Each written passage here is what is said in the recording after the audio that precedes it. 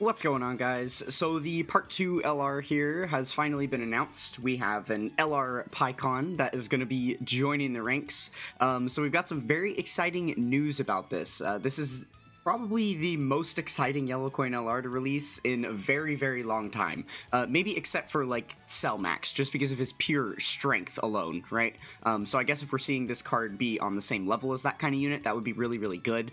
I know that they've been falling short with a lot of the Yellow Coin LRs, partly because of them releasing within celebrations where they're not super relevant, and don't, tie super hardcore to, like, the main categories and things like that of the celebration, basically not being really good to support the new Dokkan Fest that have released, and or just their kits being a little bit undertuned to where they're not the most impressive units anymore. It seems like, although they've taken great lengths to make Carnival LRs and Dokkan Fest LRs, scale up to be like the strongest units in the game, it feels like they've also pulled back the strings a little bit on Yellow Coin LRs to make them not quite as impressive, which is a little bit unfortunate, right? So hopefully we don't see the same thing happen here, but right out of the gates we are going to have one of the most exciting things that we've seen coming from a Yellow Coin LR in a very, very long time, basically since ever. So jumping right in here, take a look at this leader skill.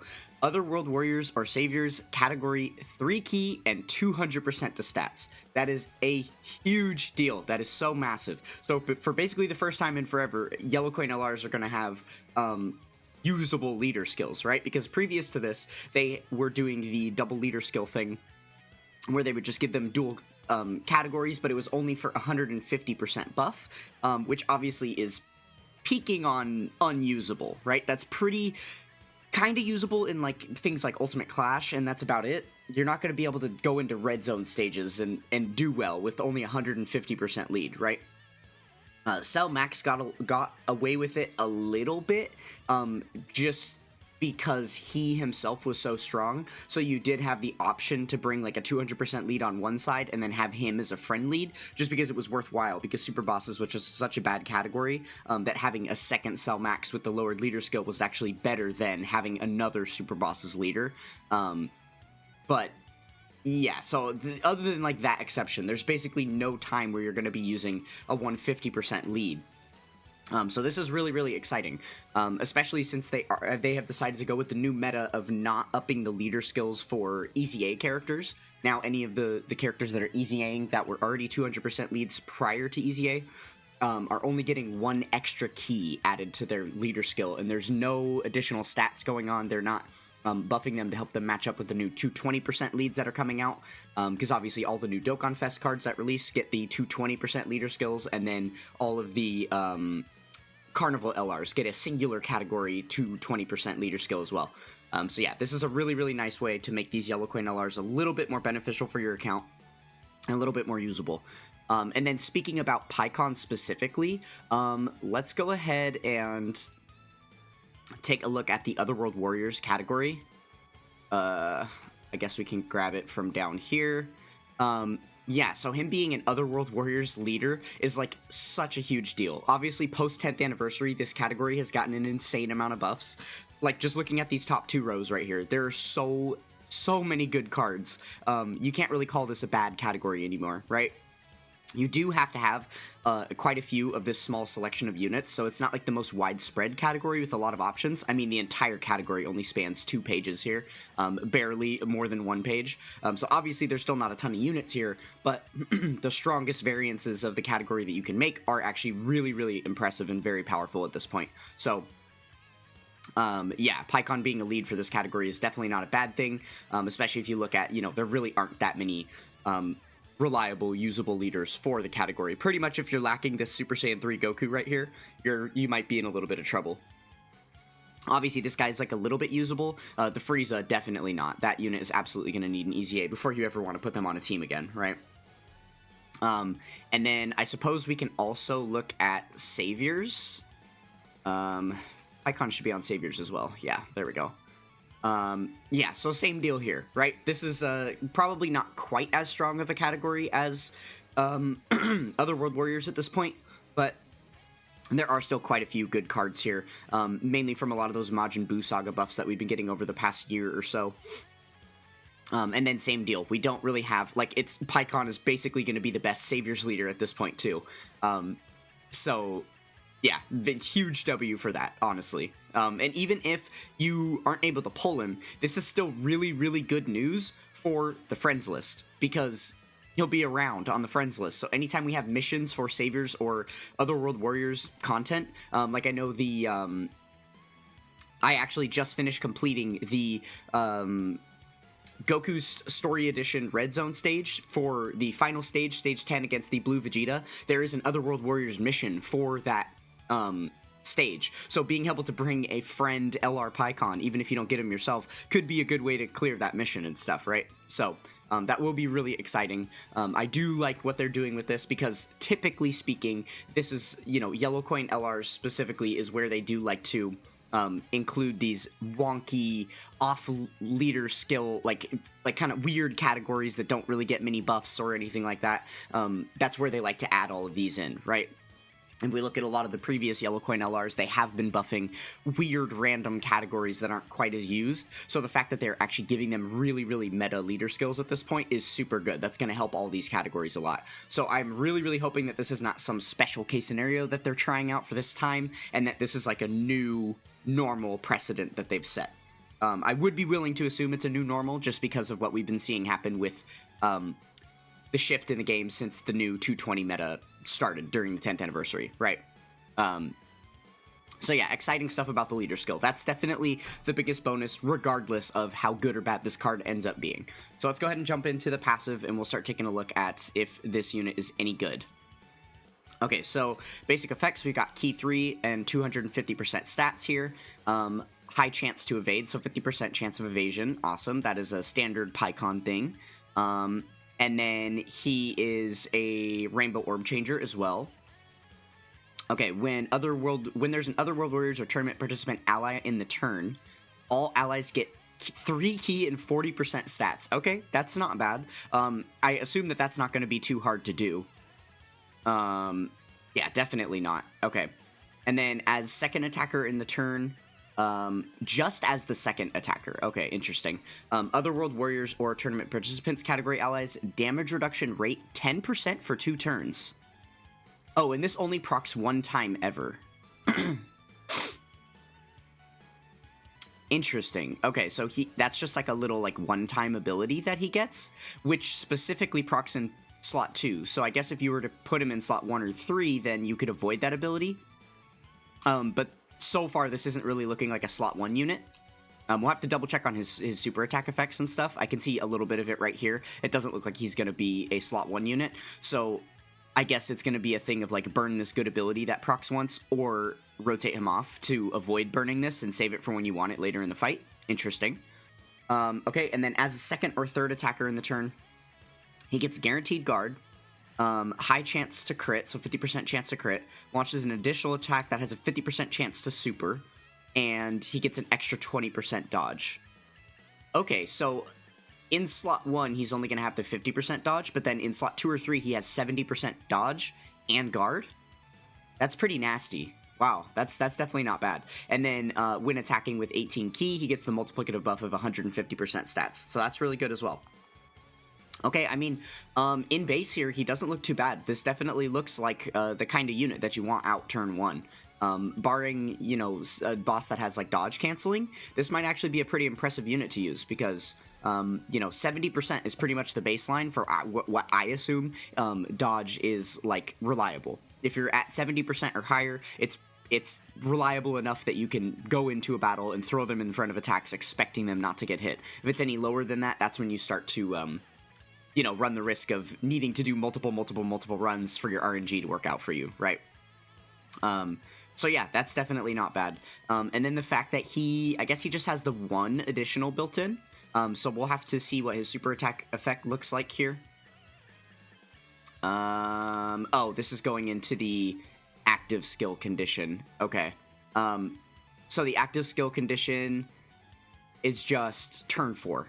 Okay, that's a really, really good condition. We love that. There's no HP restrictions. There's no restrictions of the type of enemies or allies you have to be facing, number of hits received, number of attacks dealt, anything like that. It's literally just turn 4. That's a really, really reliable thing to happen, right? And the only time where this turn 4 ability turns into a bad thing is if your unit spawns in slot 7. Because if they spawn on turn 1, you can forcibly rotate them off. They'll be back on turn 4, and you can activate it then. If they spawn on turn 2, you can keep them on rotation, and then when they come back on turn 4, they'll be there. And if it's not the type of unit you keep on rotation, then you rotate them off, and then at the very least, the very next time they return on turn 5, you'd be able to activate their condition. But then if they start on turn 3 as their very first turn, and you have to either forcibly keep them on rotation so that you don't have to wait any later than turn 5 to transform them, and they might not be the type of unit you want to keep on rotation, or your alternative is to rotate them off, and then you don't get the transformation in until turn 6, which is usually pretty late in the fight. But regardless, with the turn 4 condition like that, it means you're only going to have to use them one time in their base form before you can transform them, so that's really, really good. So that, honestly, I'm curious to see how this ends up ramping up, because that base kit doesn't look too bad. It looks somewhat usable. There's like decent amount of support and stuff in there, so I don't know, we'll see. Okay, so the super attack effect for the 12 key, greatly raising attack and defense for 1 turn, colossal damage to enemy, lowering defense, okay. And then I think we got to go to the other screen here. Okay, yeah, so for the 18 key, greatly raises attack, massively raises defense for 1 turn, and then causes mega colossal damage and greatly lowers attack. Okay, that's actually a really, really good ability. That's definitely not bad. Obviously, greatly lowering defense isn't going to do too much for you. The enemy's defense value has never made too much of a difference in the game, but their attack value makes a huge difference. So greatly lowering attack here is going to be massively useful here. And then these humongous defense raises are going to be so impressive alongside the 70% dodge. Like, that's pretty nasty. I'm very curious to see what his defense stats are going to look like in game, especially because of the support that he has in his kit, right? Because he's got this extra 40% support here. And then I suppose, yeah, once you proc this ability as that second attacker in the turn, that could be pretty impressive too. Oh, okay, so I just realized something. We were just talking about how you're only going to have him in his base form for 1 turn before you transform. So that makes sense why this ability is set up the way it is. You want to keep him as the second attacker in the turn on his very first appearance so that you can proc this. That way, once he comes back, you're going to transform him. So if he does show up on turn 1 and you do the strat of rotating him off so that the very next appearance he will transform, you're never going to get the ability to proc this extra damage reduction support for allies. Interesting. Okay, I see what they did there. That's actually pretty good design. It's like a pick and choose type of thing, right? Regardless, though, I think this base kit is good enough to be able to be used for more than 1 turn. It's not one of those transformation units where you're really, really scared of having them in base, and then you kind of need them to transform in order to be a usable card, right? He doesn't seem to have that, suffer that problem. But again, I am pretty biased toward dodge, so. Okay, now we're getting into the juicy stuff. The, I guess Super PAIKUHAN, you could call it. I don't think it is, really, but, you know, where he takes off his headgear, you can see his halo and his little bald head there, his little turtle shell going on. Love that. Okay. Oh, wow. I actually just noticed here, his defense stat is really low. Hold on. Let me go check the base version of the card as well. See if it, like, changed. I think it should be the same value. Yeah. Okay, that is extremely low. Okay, that makes a little bit more sense. So, like I said, we are going to have to see how his defense value looks in-game in order to know if all of that defense stacking and stuff is going to be enough. But with the massive raise on his 18-key super, plus a potential great raise or 2 on his 12-key, plus the 250 in base, plus the 150 on super, and the 40% support, that's a lot. And then if you do proc that extra 10% damage reduction there, that just stacks on top of that, and then in place of all of that, you still have the 70% dodge, like, it's probably going to be good enough. Probably. Okay. Let's see. Oh, that was from the base kit. Okay, so then now we're moving into the transformed passive here. So obviously the leader skill doesn't change. He's got key 5 and 300% stats, permanent guard, 70% chance to dodge, 70% chance to crit, gets 2 additional key per rainbow key sphere, and is a rainbow key sphere changer. Okay, that's going to be important potentially. We're going to take a look down here and see what what other parts of his ability that he has, but this is a really important piece to keep in track of, the fact that he gives himself more ki per rainbow ki sphere obtained. Before receiving an attack within the turn, he gets 3 ki and chance to evade 10%. Okay. So it looks like post-transformation here, he is going to be a pretty reliable slot 1. He's got a lot of defense in base here, and then 80% chance to dodge. And guard. So that's definitely not... That's like comparable to the 10th anniversary Gogeta, when he's in base form as... Or I guess when he's tag switched into the Super Saiyan Goku, and then he has like the 80% chance to dodge in slot 1. This is going to be comparable to that, right? With also like the guard and the extra defense. Okay. And then when attacking, he gives himself 50% stats. If he attacks with 12 ki, he gets an extra 70%. With 18 ki, he gets 100% more on top of that. So that's already going to be 220% with all of that. And then when attacking with 24, he gets an extra 150 on top of that. So 370% attack. That's multiplicative. That's going to hit very hard. Oh my goodness. That's kind of insane. And then he also gets the attacks guaranteed to hit with 24 ki, which is, I suppose, is not the worst thing ever. A nice ability to be sprinkled into units here and there. It usually hasn't been the most relevant ability, just because a lot of the like bosses that do have the ability to evade your attacks, there's a couple of things. One, they either have such a low chance to evade your attacks that it doesn't end up being a problem that really hinders the fight anyway. And if it is the type of boss that does have a bit of a higher chance to dodge, they usually help compensate that by lowering their total HP pool, so it kind of helps even out the amount of attacks you need to actually land to finish the fight. So yeah, this hasn't really been the most relevant ability, but I suppose it's nice that it's there, right? Just another option for a newer top-tier unit to be able to throw on a team that has that ability. Okay, and then here we go. This is what I was looking for. So for every rainbow ki sphere obtained, he gets 30% attack and 10% crit. Okay, so it's only giving him extra offense, which it really isn't the biggest deal. Though, I mean, he is going to be a pretty massive, you know, cannon here with all of this stuff. So I suppose that can be helpful to stack along top all of this. But yeah, so this is big. The fact that he gives himself extra ki per rainbow ki sphere. What this means is you are actually going to be able to optimize your rainbow ki sphere selection. So if you know, especially paired with another rainbow orb changer, because he is one himself, and on the other world warriors category, there are plenty of rainbow orb changers, so that shouldn't be the most difficult thing to do. You're going to be able to get key fields that are mostly rainbow orbs. And usually what the problem ends up being with that, where you have units that benefit from the key sphere selection, from the rainbow key sphere selection specifically, is that the game wants to default you to giving the unit the most amount of key spheres obtained, regardless of the typing. So usually the way it'll work is like if a unit has 2 ki per type key sphere obtained, but then they have an ability down here that gives them extra attack for rainbow key spheres. The game doesn't care about this piece of the passive. It's simply looking at the way to get the most ki. So it'll grab for instance, like 3 or 4 rainbow key spheres, and then it'll link up with whatever type key spheres you can get, making it so that it's impossible for you to grab 5 rainbow key spheres, even if there's a big chunk of them, and that would be an available path technically, right? But you're not going to have that problem with PAIKUHAN, because he does receive the extra key spheres per rainbow. So this is one of those units where you're going to be able to go and grab 5 rainbow key spheres, and that's it, right? So that'll be really, really good for this extra ability that he has here.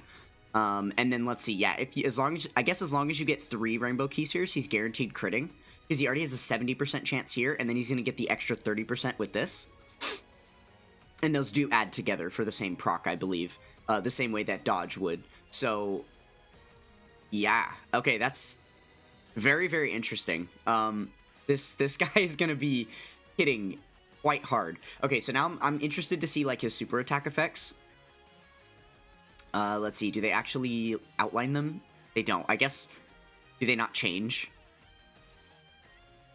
Oh, okay, it's just right here. I guess there's no extra abilities. Oh, I hate the way they do these on these websites.